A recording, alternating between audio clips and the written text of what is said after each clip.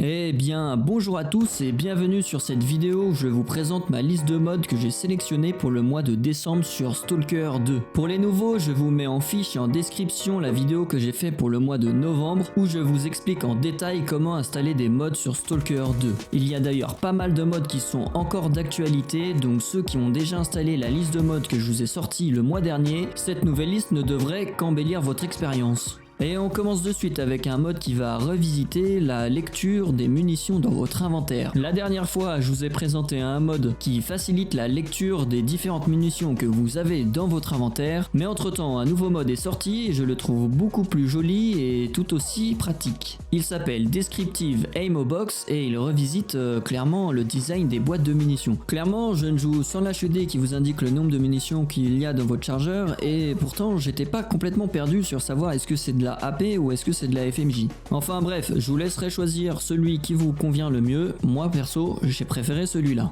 On continue avec un mode qui va changer le design de l'HUD de votre inventaire ou même de votre PDA. Voilà, là c'est l'HUD que vous pouvez avoir dans le jeu de base et là c'est le HUD un petit peu modifié. Clairement je trouve qu'il est plus épuré, plus sobre et je le trouve beaucoup plus joli.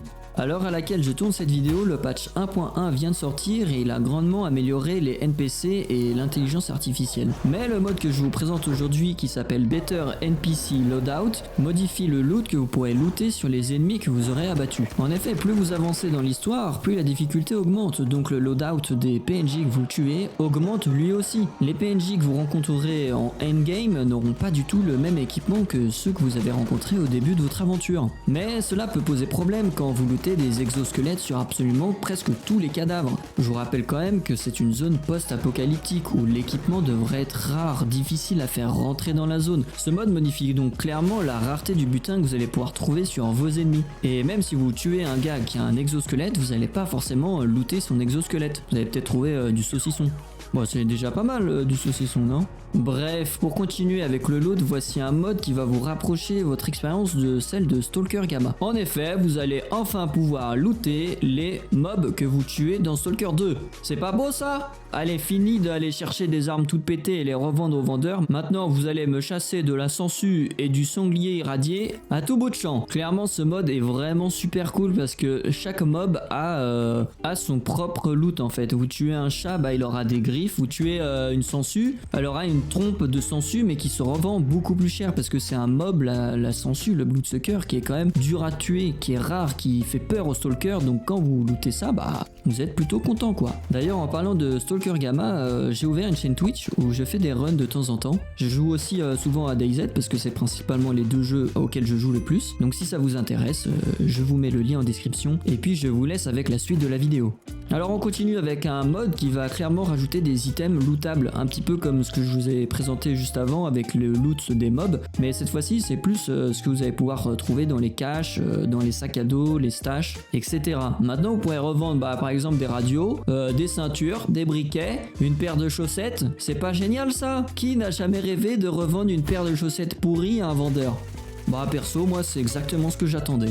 Enfin bref, ça complète un petit peu l'économie que vous pouvez vous faire sur Stalker. Vous n'êtes pas obligé de revendre des armes, des artefacts. Voilà, maintenant vous pouvez vendre des mutants et des chaussettes pourries. Le prochain mode concerne les armes spéciales que vous pouvez trouver dans la zone. En effet, pour les nouveaux qui tomberaient par hasard sur cette vidéo, dans Stalker, vous avez les armes normales et vous avez les armes un peu spéciales qui sont déjà modées avec des viseurs, des silencieux spéciaux. Eh bien ce mode vous permet tout simplement d'enlever des équipements des armes que vous voulez. Par exemple là j'ai enlevé le viseur de la K74U, chose qui n'est pas normalement possible. Alors faites attention quand même avec ce mode, quand vous enlevez les accessoires des armes, pour le rééquiper il ne faut pas passer par le menu rapide en appuyant sur la touche T, mais bien par l'inventaire. Vous faites clic droit sur le viseur, le silencieux qui est attribué à l'arme, équiper et celle-ci se remettra tout de suite.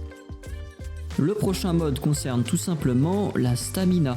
Voilà deux exemples, la stamina vanilla qu'on peut avoir dans le jeu de base où c'est clairement un mec asthmatique qu'on joue et la stamina que j'ai rajouté sur le jeu. Alors ça influe principalement sur la course mais aussi sur la stamina quand vous donnez des coups de couteau. Voilà, fini le fait de donner un coup de couteau et de plus avoir de stam. Maintenant vous pouvez enchaîner les coups de couteau, rester avec une stamina très basse mais pouvoir continuer à frapper. Sur l'écran de gauche c'est Usain Bolt quoi. Le prochain mode est clairement celui que je trouve trouve le plus important à avoir dans cette liste. Il va vous permettre de savoir à quelle faction appartient les PNJ que vous croisez. Est-ce que c'est des bandits? Est-ce que c'est la faction du monolithe? Ou est-ce que c'est des gens de la garde? Maintenant, vous allez pouvoir le savoir. Mais pour ça, il va falloir bidouiller un petit peu. En premier temps, il va falloir que vous installiez le mode Simple Mod Loader. C'est tout simplement, en gros, pour accéder à la console à l'intérieur du jeu, qui va vous permettre d'exécuter des programmes tout en étant dans le jeu, comme pourrait faire un Counter-Strike par exemple. Alors, lisez bien ce qui est écrit dans le mode. Il y a un petit onglet qui s'appelle README quand vous installez le mode. Il vous explique comment ouvrir la console. Personnellement, moi, c'était la touche